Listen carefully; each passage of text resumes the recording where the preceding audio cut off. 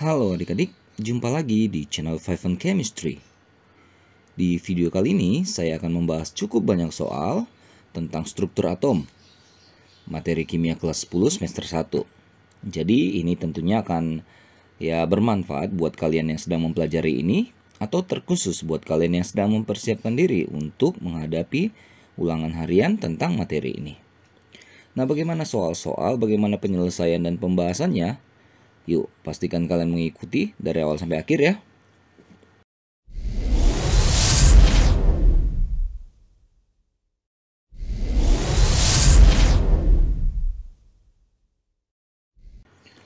Oke, langsung saja saya mulai. Slide pertama ada 2 soal. Gambar berikut ini merupakan perkembangan model atom. Nomor 1 ya, ada 5 di sini ya. Model atom mana yang menggambarkan teori atom Rutherford? Oke, yang satu ini si John Dalton. 2 ini lebih cenderung ke ini ya, mekanika kuantum ya. Inilah Rutherford.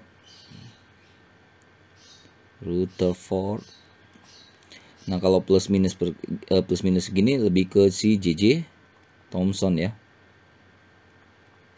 Sedangkan ini Niels Bohr, ada kulit-kulit gitu ya. Jadi opsi yang tepat adalah yang C.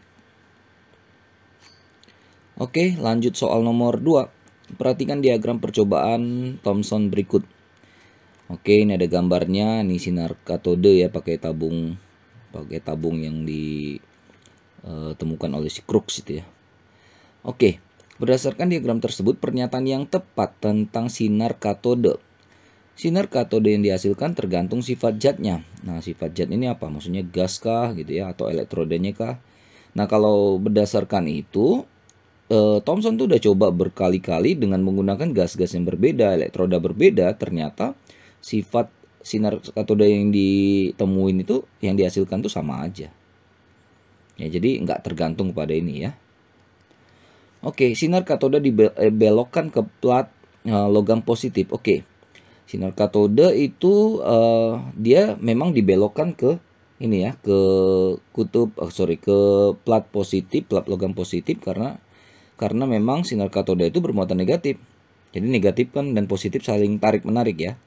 Sebenarnya percobaan awalnya itu tanpa itu ya, tanpa plat lah. Jadi lewat aja nih, kan dia garis lurus aja ya, sinar katodenya lurus aja. Nah, terus diuji kalau dikasih plat gini gimana ya? Plus dan minus, dia kemana larinya gitu. Ternyata sinar katode itu tertarik ke positif. Nah, berarti dia negatif gitu kan. Nah, jadi ini udah benar nih yang B. Kita cek yang lain. Sinar katode bergerak dari S ke R. S ke R. Enggak ya, ini dari R ke S ya. R ke S. R ke S. Ini dia katode ke anode. Tentang katode anode ini nanti disinggung di elektrolit kelas 10 semester 2 dan di kelas 12 nanti ya. Oke, muatan elektron ya memang segini ya, ini kolom ya. Seginilah muatan elektron ya, tapi nggak ada urusannya dengan ini. Untuk menentukan muatan elektron tuh nanti pakai bantuan dari percobaan, kalau nggak salah tetes minyak milikan ya. Jadi ada bantuan lain nanti. Ya, bukan tentang yang ini. Oke. Sinar katode tidak dibelokkan. Oh, jelas dibelokkan di sini ya.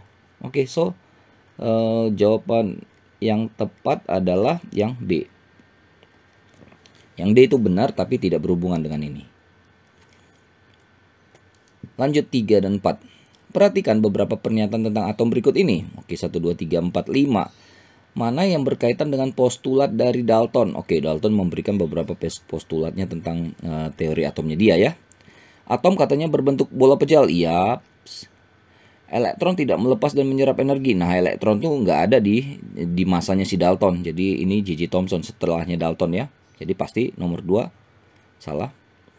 Atom suatu unsur adalah identik dalam hal massa dan sifat, katanya begitu ya. Walaupun akhir-akhir salah ya teorinya dia ya. Ya, itu merupakan kelemahannya juga karena kita mengenal fenomena isotop. Ya, ternyata ada unsur yang sama massanya bisa beda, neutronnya beda. Oke, elektron bergerak. Nah, elektron udah nggak usah dibahas karena bukan dia. Inti atom itu si Rutherford, elektron si J.J. Thomson. Jadi udah pasti 1 dan 3. Elektron nomor 4 ya, dalam atom beredar mengelilingi inti dan berada pada lintasan atau tingkat energi tertentu. Oke, ini pernyataan siapa gitu. Jadi ini saya katakan ini adalah tingkat energi ini menyatakan atau merupakan keyword ya dari si Niels Bohr. Kalau ada inti gitu kan, terus ada apa kulit-kulitnya K, L, M, N dan seterusnya itu ya. Waduh, gambarnya jelek. Oke. Nah, dan seterusnya itulah ya. Jadi kulit-kulit itu atau orbital itu, bukan orbital, orbit itu atau lintasan-lintasan itu menyatakan tingkat energi. Ya, tapi pada tingkat energi itu, pada kulit itu dia nyaman di situ. Elektron. Ya dia nggak kemana-mana gitu. Ya kecuali diganggu bisa naik level ke tingkat yang lebih tinggi sambil dapat energi, menyerap energi. Bisa turun ke tingkat yang lebih rendah sambil melepas energi. Oke, mungkin nanti ada yang berhubungan dengan itu. Oke, 5 dan 6. Nomor 5. Perhatikan beberapa pernyataan berikut. Kelemahan Rutherford. Oke. Rutherford kan dengan percobaannya hamburan sinar alfa itu kan, terus dia memberikan beberapa dia menemukan inti atom di situ ya. Terus dia mengatakan bahwa ada inti atom. Oke. Lalu elektron mengitarinya, di luarnya mengitari si inti ini. Lalu pada saat itu teorinya dia tuh ditentang atau nggak sesuai lah dengan teori gelombang fisikawan ya, salahnya si Maxwell ya, gelombang elektromagnetik Maxwell yang bilang kalau elektron itu mengitari inti maka pasti elektron itu akan sambil melepaskan energi. Energinya berkurang berarti lintasannya lama-kelamaan makin kecil dan lama-kelamaan akan jatuh ke inti. Nah itu kelemahannya si Rutherford. Jadi sebenarnya Rutherford bilang kan ada gaya sentripetal untuk bisa mengatasi gaya tarik inti itu. Ya tapi itu masih belum memuaskan lah ya bagi Maxwell pada saat itu. Jadi memang dia bertentangan dengan teorinya si Maxwell. Nah itu yang dia tidak bisa jelasin kenapa sih gak jatuh ke inti gitu. Jadi 3 dan 4 adalah kelemahan dari Rutherford. Pemasangan kincir pada tabung sinar katode tadi yang di soal berapa tadi ya, dimaksudkan untuk membuktikan apa gitu. Nah, jadi kalau ada misalnya tabung itu ya, ada tabung itu. Nah, jadi di sini itu dikasih kincir gitu. Nah, dilewatilah sinar katode itu. Tuh misalnya gitu ya. Nah, jadi ternyata kincir ini bergerak. Nah, jadi kalau dia cuma cahaya biasa, pasti nggak akan bergerak nih kincir. Nah, jadi ini membuktikan bahwa sinar katode itu bukan cuma sekedar cahaya biasa, tapi juga merupakan partikel. Ini dikenal dengan istilah dualisme cahaya. Itu oleh si de Broglie yang di mekanika kuantum, salah satu orang yang memprakarsai mekanika kuantum. Jadi jangan cuma anggap cahaya itu sebagai ya biasa aja, cahaya gitu doang ya. Sinar katode itu bukan cuma cahaya biasa, tapi anggap dia sebagai partikel karena dia mampu memutar atau menggerakkan baling-baling ini, kincir ini pada percobaan sinar katode itu. Begitu ya. Lanjut 7. Penghamburan sinar alfa, Rutherford ya. Rutherford. Oke, partikel yang jatuh pada titik X. Nah, jadi kan dia menembakkan sinar alfa ya ke lempeng emas itu. Ada 3 yang bisa diambil pada saat itu, yang di apa ya, kesimpulan kali gitu ya. Oke, yang pertama, sinar itu kalau dia lurus terus berarti dia itu melewati ruang kosong yang jauh dari inti gitu. Lalu kan kalau nggak nabrak berarti ada yang juga mendekati ya. Dia nanti akan berbelok gitu ya, atau menyimpang sedikit. Nah, jadi kayak belok lah gitu ya. Nah, dia itu kenapa belok? Karena dia memang melewati ruang kosong, tapi dia dekat ke inti atom. Nah, jadi pas dia lewat itu dekat sama inti atom, dia kena gaya tolak dari si inti. Makanya dia jadi miring. Yang tadi harusnya lurus begini, yang tadi jadi ya mungkin belok beginilah. Sedangkan yang terakhir itu kan mantul.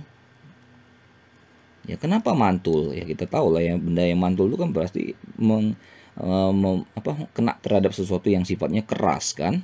Nah, di sini dia nabrak inti atom. Nah, jadi malah dia bisa panahnya gini. Jadi udah nembak tep ke depan, ke kanan, dia malah balik ke ini. Atau bisa juga begini gitu, balik ke sini. Ya, jadi titik X ini kan kalau kita lihat lurusnya kan gini ya.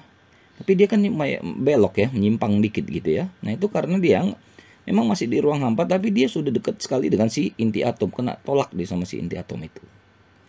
Ya, jadi opsi yang tepat ini yang dadu. Kalau dia kena tabrak inti, dia akan mantul. Gitu ya, kurang lebihnya ya.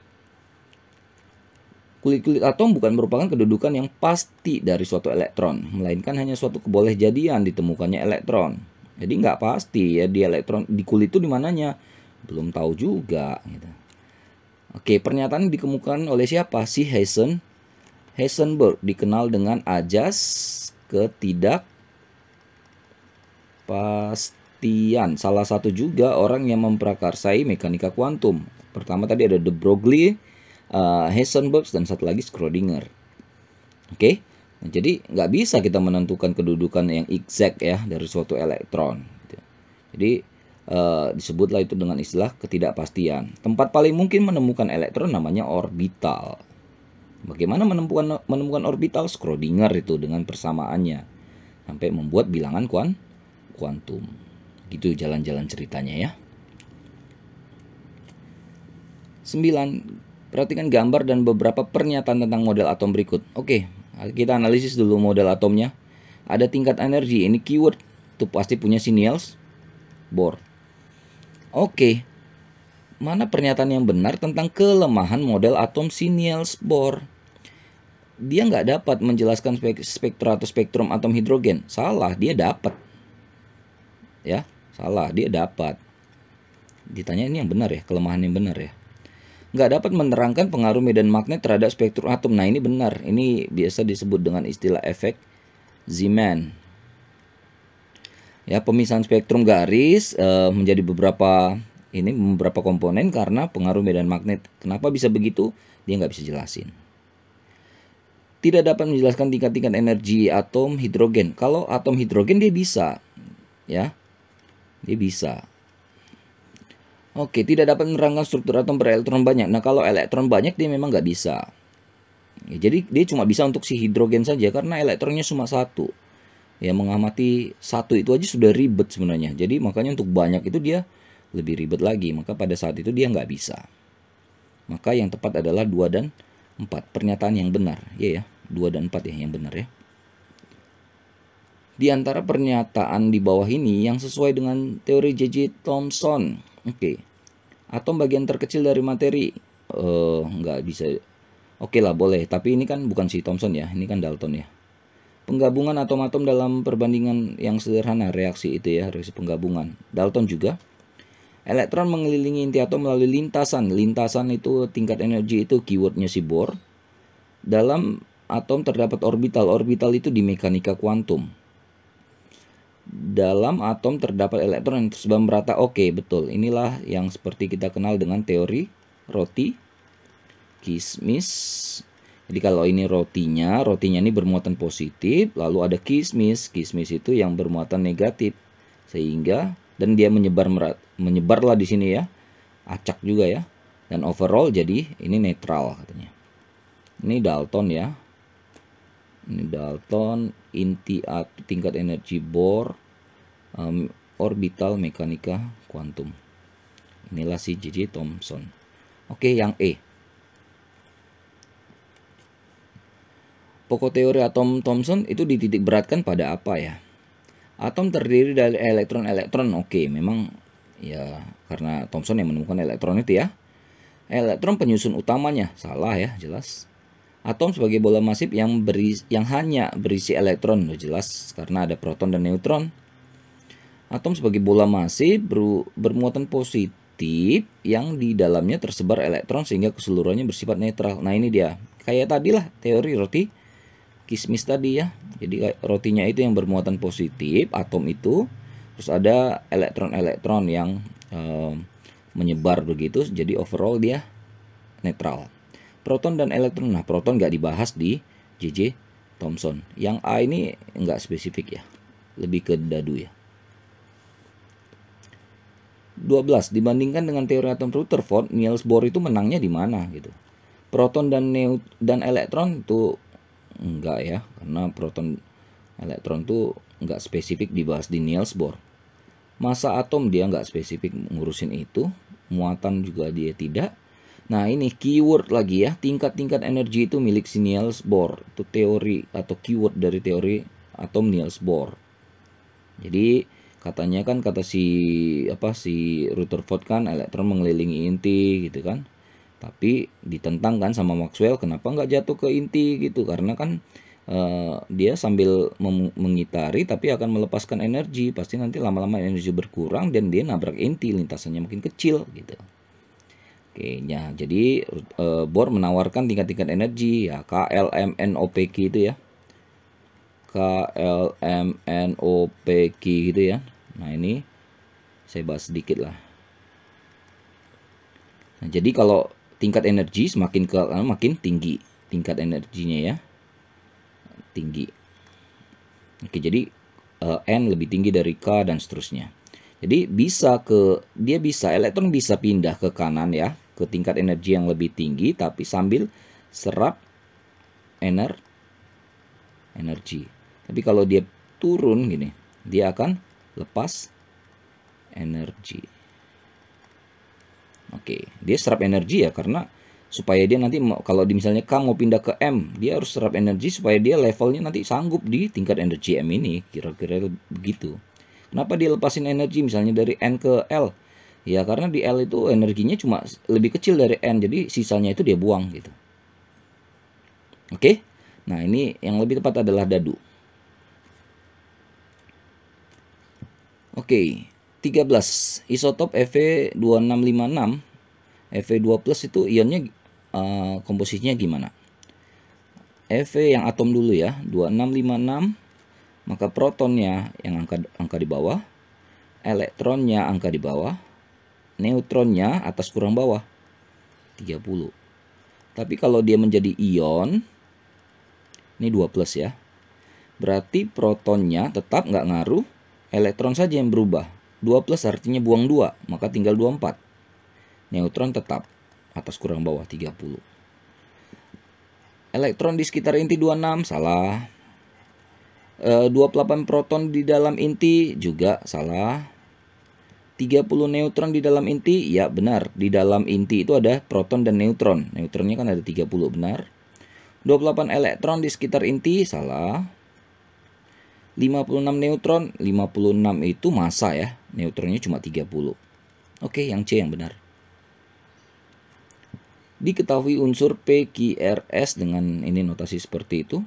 Yang mana yang merupakan isobar? Iso itu sama ya. Jadi unsurnya beda. Unsur beda, protonnya beda ya. Tapi massanya sama. Tinggal lihat aja massa itu angka yang di atas. Yang sama mana? Udah jelas nih ya, 32 dan 32. Unsurnya beda ya karena 115, 116 protonnya. Beda proton pasti beda unsur. Nah, makanya jawaban yang tepat adalah R dan S. Oke. Last slide. 2 soal terakhir. Pasangan ion berikut yang merupakan isoelektron. Nah, ini jarang ya, kadang cuma sampai isotop, isobar, isoton ya. Isoelektron unsur beda tapi punya jumlah elektron sama. Kalau lihat A, B, C, D, E, semuanya unsurnya berbeda kan? Nah, bagaimana dengan jumlah elektron? Kita harus hitung. 9, karena min 1 artinya tarik 1. 9 tambah 1, 10. 16 tarik 2, 18. Nggak sama. Gitu caranya ya. 35 tambah 1, 36. 9 tambah 1, 10, tidak sama. Kalau plus berkurang. 12 kurang 2, 10. 9 tambah 1, 10. Nah, ini sama. Kalau yang D 16 tambah 2, 18. 12 kurang 2, 10, tidak sama. Yang E 17 tambah 1, 18. 12 kurang 2, 10. Maka opsi yang tepat adalah yang C. Unsur X punya 10 proton, 15 neutron. Jadi kalau X ini notasinya proton di bawah, yang di atas adalah massa. Massa adalah proton tambah neutron. 10 tambah 12, 22. Y-nya punya nomor massa 23 di atas, nomor atom 11 di bawah. Udah, ini notasinya. Nah, ini kan jelas protonnya berbeda mereka. 110, 111, elektronnya juga berbeda, 10, 11. Masanya juga berbeda, tapi neutronnya adalah 22 min 10 sama dengan 12, 23 N sama dengan 23 min 11, 12. Jadi neutronnya sama. Maka ini tergolong isoton. Isotop tadi sudah ya, unsur sama, massa beda. Isobar ya seperti kebalikan lah ya. Unsur beda, massa sama. Isoton unsur yang beda, neutron sama. Nah, isokor ini nggak familiar juga saya ya, tapi ini kurva kalau nggak salah ya, menunjukkan kesamaan volume ya. Kurva tentang volume lah nih. Nggak dibahas juga kayaknya di kimia nih. Isomer nanti di kelas 11, kelas 12 ya, kita belajar isomer ya. Jadi rumus molekulnya sama, tapi punya rumus struktur yang berbeda. Oke, selesai ya. Itulah tadi soal-soal tentang struktur atom.